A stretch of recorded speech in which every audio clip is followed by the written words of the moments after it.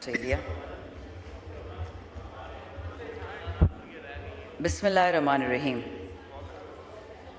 Thank you, Honorable Speaker, for offering me the opportunity to comment on the 2026-2027 budget, which unfortunately in the last 5 budgets is one of the worst budgets ever to descend upon Pakistan. Honorable Speaker, I can assure you that the way this budget is designed, it is going to do 3 things. Number 1, it is going to make the poor Pakistani even poorer. It is going to shrink the middle class. And it has already made the rich richer. A classic recipe for the destruction of Pakistan, exactly what happened in the Roman Empire. Honorable Speaker, everything I say today will be backed up by examples, by facts, by data, given by the same documents provided to us by this government, the Economic Survey of Pakistan, as well as the budget presented before this House. Honorable Speaker, I can also assure you that this is not an anti-poverty budget. This is an anti-poor budget. It is designed to facilitate the destruction of Pakistan, and don't take my words lightly, Honorable Speaker. You are the custodian of this House. Every word I say is recorded. If history proves me wrong, you're here, and we can always take this up. Honorable Speaker, in 2022, when Prime Minister Imran Khan was ruling this country, despite the worst pandemic to hit the world for 100 years, our economy was sliding at the top of the scales. We were the top 3 performing economies, both on human infrastructure and trade. We had every known conceivable indicator that showed that we were rising. हमारी चमकती economy को गिरा दिया. ये बुग़्ज़ इमरान नहीं था, ये बुग़्ज़ पाकिस्तान था. मैं आपको सबूत दूंगी कि अंग्रेज कभी भी नहीं चाहता कि आप कामयाबी पाएं. ये आप मुझसे लिखा हुआ ले ले, और आज मैं सबूत दूंगी स्पीकर साहब सिंपल एग्जाम्पल से कि ये बजट ना नून का बजट है, ना पीपल का, ना पीटीआई का. ये 2 मौरूसी खानदानों का बजट है, और आप देखेंगे कि अगर इसने पाकिस्तान में तबाही नहीं फेरी, अगले साल भी बजट होगा, अगले साल हम भी होंगे, आप भी होंगे. मैं आपको मिसाल देती हूँ. जनाब स्पीकर, शहबाज शरीफ साहब जो आज भी वज़ीर आज़म अपने आप को कहते हैं, उन्होंने आज से 4 साल पहले ये कहा था कि जो बंदा 30,000 रुपए कमाता है वो गरीब है. इमरान खान की हुकूमत थी और पेट्रोल 118 रुपए पे लीटर था. आज वही पेट्रोल 400 रुपए से ज़्यादा 1 लीटर आ गया, और शहबाज शरीफी की हुकूमत और जरदारी साहब की हुकूमत कह रही है कि जो बंदा 8,400 रुपए कमाता है वो गरीब है, लेकिन जो 8,500 कमाता है वो गरीब नहीं है. यानी 4 साल पहले जो 30,000 कमाता था वो गरीब था, लेकिन आज इस तबाही के ज़माने में जो 8,500 कमाता है वो गरीब नहीं है. इस मुनाफिकत और इस झूठ का इलाज मेरे पास नहीं है स्पीकर साहब, ये आपके पास है. हमारे साथ सिवाय अल्लाह की कुव्वत के कुछ भी नहीं है, लेकिन सच और झूठ इस फ्लोर पे हमें कहना पड़ेगा. दूसरी बात स्पीकर साहब, मैं हमेशा ये बात कहती आ रही हूँ और आइंदा भी कहूँगी, अगर पाकिस्तान का बेड़ा गर्क किया है वो सियासतदान ने नहीं किया. पीपल्स पार्टी हो, नून लीग हो, पीटीआई हो, जेयूआईएफ हो, एएनपी हो, हर पार्टी में सियासी वर्कर है, पाकिस्तान का सच्चा दोस्त है, लेकिन कर्जे ये लेते हैं, पैसे हम वापस देते हैं. मैं आपको एक मिसाल देती हूँ स्पीकर साहब. मैं सिर्फ आपको ये पैसे के इकट्ठा करने का तरीका बताती हूँ. 3 चीज़ों पर हमसे पैसा इकट्ठा किया जा रहा है और पैसे हम उतारते हैं. अब मिसाल देखें, बिजली, गैस, तेल, 3 चीजें. बिजली जो पन बिजली है वो मेरा सूबा बनाता है स्पीकर साहब. 2.5 रुपए पे हम बेचते हैं वफाक को बिजली, और हमें वही बिजली 60, 70, 80 रुपए में वापस मिल रही है पूरे पाकिस्तान को. पैसा कहाँ जा रहा है?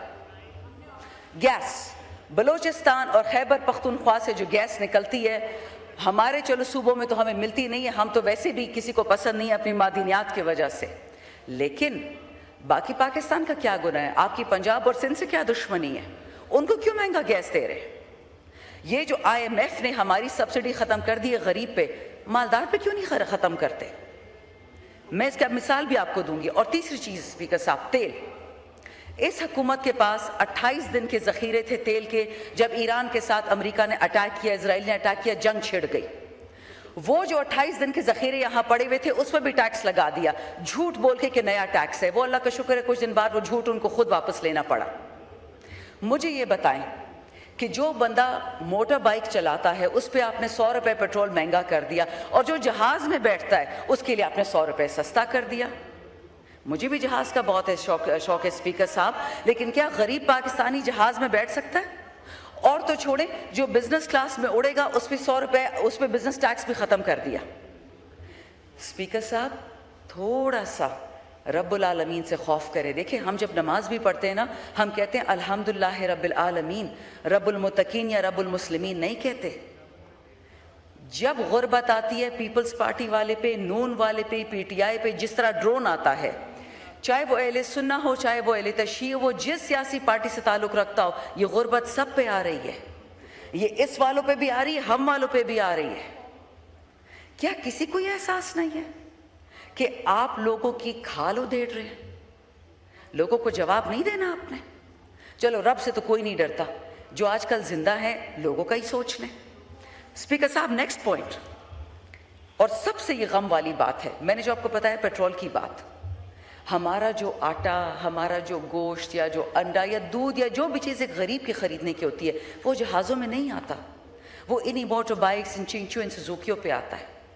جب آپ نے ان 3 چیزوں پہ ٹیکس بڑھا دیا، گیس، بجلی، تیل، آپ سوچیں جو یہ 3% یا 7% آپ نے ان کی تنخواہ داروں کی بڑھا دی ہیں، یا آپ کہہ رہے ہیں ہم نے بزنس میں چھوٹ دے دی ہے، یہ جو آپ نے پہاڑ ڈال دیا ہے لوگوں پہ، یہ کون اس کو سارٹ آؤٹ کرے گا؟ میں تو سمپل انگریزی کی بات کر رہی ہوں، سمپل نمبرز کی، میں تو کمپلیکیٹڈ چیزوں میں بھی گئی بھی نہیں ہوں.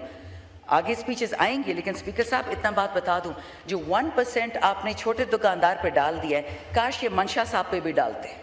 منشا صاحب جو خاص الخاص ہے آپ کا، جو آپ کے دوستوں کا دوست ہے، ان لوگوں پہ تو ٹیکس نہیں آتا. پاکستان کے جو بڑے بڑے سیٹ ہیں ان پہ تو ٹیکس نہیں آتا، اور جو سب سے غریب دکاندار ہے گلی نکڑ کا، اس پہ ٹیکس آ گیا. یہ جواب اسپیکر صاحب ہم سے ہی مانگا جائے گا. ہم جو اس ایوان میں بیٹھے ہیں، I can assure you speaker صاحب، لوگ نہیں چھوڑیں گے. Let's move on to the next issue. آپ کا جو یہ بجٹ ہے اسپیکر صاحب، یہ بنایا کس لیے ہے؟ مریم باجی اور بلاول بھائی، ان کے جو 2 خاندانوں نے قرضے لیے ہیں، بی بی صاحبہ نے اور ان کے چاچا نے پورے پاکستان کا پیائیے 10 کھرب میں بیچا، 10 ارب میں. اور بی بی صاحبہ نے، مریم صاحبہ نے اپنے لیے ایک جہاز 12 ارب میں خریدا ہے. اس میں کبھی ان کا بیٹا گھوم رہا ہوتا ہے، کبھی ان کا والد گھوم رہا ہوتا ہے. عوام کی تو چلو کمر توڑ دیا آپ نے، لیکن جو آپ کا 17 کھرب کا بجٹ ہے اس میں سے 8 کھرب مریم اور بلاول کے جو خاندان ہیں، 200 لوگ ہوں گے، 400 لوگ ہوں گے، ان کے لیے وہ قرضوں کو ختم کرنے کے لیے آپ کی عوام سے جیب سے 8 کھرب لیا جائے گا. لیکن اب باقی پاکستانی کتنے رہ گئے ہیں؟ 25 کروڑ 14 لاکھ. ان کے لیے کتنا پیسہ مختص کیا؟ بتاؤں کتنا پیسہ ہے اسپیکر صاحب؟ 25 کروڑ 14 لاکھ عوام کے لیے آپ نے 1 کھرب روپے مختص کیا، جس میں آپ کے 6 صوبے، جس کو میں جے کے اور جی بی بھی لے کے آ رہی ہوں، ان کی سڑکیں، ان کے ہسپتال، ان کی دوائیاں، ان کے ڈیم 1 کھرب روپے میں بنیں گے. کیا یہ ڈوب مرنے کا موقع نہیں ہے اسپیکر صاحب؟ 2 خاندانوں کے لیے 8 کھرب روپے اور پورے پاکستان کے لیے 1 کھرب روپیہ. ساری دنیا یہ دیکھ رہی ہے. ہاں رہ گیا آپ کے پاس کٹی میں 5 کھرب، اس میں آپ نے حکومت بھی چلانی ہے، آپ نے تنخواہیں بھی دینی ہے، آپ نے انویسٹمنٹ بھی انوائٹ کرنی ہے، آپ نے ٹیلی کامز بھی کرنے ہیں، ہر چیز آپ نے 5 کھرب میں چلانی ہے، صرف 2 خاندانوں کو خوش کرنے کے لیے. اسپیکر صاحب یہ قیمت ہمیں ادا کرنی پڑے گی. یہ مجھ سے آج لکھا ہوا لے لیں، میں آپ کو ثبوت کے ساتھ ہر بات بتا رہی ہوں، کسی کو پسند ہو کسی کو ناپسند ہو. نیکسٹ پوائنٹ اسپیکر صاحب، پچھلے سال جو ہمارے شاہینوں نے ہندوستان کا منہ توڑا، مودی کا منہ توڑا، اس وقت ہم کھڑے تھے. ہم آج اپنی افواج کے ساتھ، اپنے شہداء کے ساتھ کھڑے، کیونکہ عمران خان یہ بات کہتے تھا، جس کو یہ لوگ سلیکٹڈ کہتے تھے، یہ عمران خان کہتا تھا کہ میری فوج، میرے شہداء، میری پولیس، میرا پاکستان. جی بی پہ آتے ہیں اسپیکر صاحب. ابھی الیکشن سے میں وہاں سے ہو کے آئی ہوں، ہنزا والوں سے مل کے آئی ہوں. وہ مطلب خون کے آنسو روتے ہیں. وہ کیا کہتے ہیں کہ چلو آپ تو ہمیں اپنا حصہ سمجھتے نہیں ہیں، نہ مانتے ہیں نہ جانتے ہیں. پانی ہم پہ روکا ہوا ہے، بجلی ہم پہ روکی ہوئی ہے, بزنس آپ ہمیں نہیں کرنے دیتے, ہمارے نوجوان, ہماری عورتیں پڑھے لکھے لوگ ہیں ہنزا کے لیے, ان کے لیے کچھ نہیں ہے. سست کا بارڈر بند کر دیا, ان کا بزنس جا کے راول پنڈی میں ڈال دیا. یہ کہاں کی عقل ہے؟ کیا پاکستان میں کسی کی کوئی حیثیت نہیں ہے, کسی عوام کی؟ ہم لوگوں کو بند کرنا, ان کا منہ بند کرنا جانتے ہیں. Is this what we do to regular Pakistanis, Honorable Speaker? I will end on the next point, Speaker صاحب. AJ کے لہو لہان ہو گیا. کوئی کہتا ہے 500 لوگ شہید ہوئے ہیں, کوئی کہتا ہے 500 زخمی ہوئے ہیں, مجھے ایگزیکٹ ڈیٹ نمبر نہیں پتا, لیکن جو لوگوں سے میری بات ہوتی ہے وہ ایک ہی گلا کرتے ہیں کہ آپ کو امریکہ کے لیے, امریکہ کا وہ گندا ڈیفنس منسٹر پیٹ ہیگسیت کہتا ہے کہ اٹ از ناٹ شیعہ اسلام which is the enemy, it is not سنی اسلام which is the enemy, it is all of اسلام وچ از این اینیمی. اس گندے ملک کے لیے آپ سالسی کر رہے ہیں ایران کے ساتھ, لیکن افغانستان کے لیے آپ سالسی نہیں کر سکتے. مسلمان ملک کے لیے, آزاد جموں کشمیر کے مسلمانوں کے لیے آپ سالسی نہیں کر سکتے. تب آپ کی زبان سمن بکمن امین فہم لا یرجون ہو جاتی ہے. مسلمان آپ کو مسلمان نہیں لگتا. چلو پاکستانی کی تو کوئی اوقات نہیں ہے, مسلمان کی بھی کوئی اوقات نہیں ہے. اسپیکر صاحب, 0/0 بجٹ ہے, 0/0 فارن پالیسی ہے, 0/0 پرفارمنس ہے, لیکن I still have faith in this house. آپ سے اسپیکر صاحب مخاطب ہوں, ہر سال آپ کو یہ بات کہتی ہوں, you are the custodian of this house. For God's sake wake up your people. Tell them to wake up before it is too late. یہ پاکستان میرا بھی ہے, یہ میرا پاکستان آپ کا بھی ہے. 27 رمضان کو اللہ تعالیٰ نے جب یہ ہمارا ملک بنایا, یہ امریکہ کی غلامی کے لیے نہیں بنایا تھا, یہ ہم سب کا پاکستان ہے. میں بار بار کہتی ہوں, یہ تمام سلوشنز سیاست سے نکلیں گے, مفاہمت سے نکلیں گے, سوچ سے نکلیں گے. اور جب تک وہ بے گناہ عمران خان جیل میں بیٹھا رہے گا, آپ اس کو 5 سال مزید قید رکھیں, پاکستان ٹھیک نہیں ہو سکتا. برنگ ہم out, help Pakistan, help your self. Pakistan زندہ باد.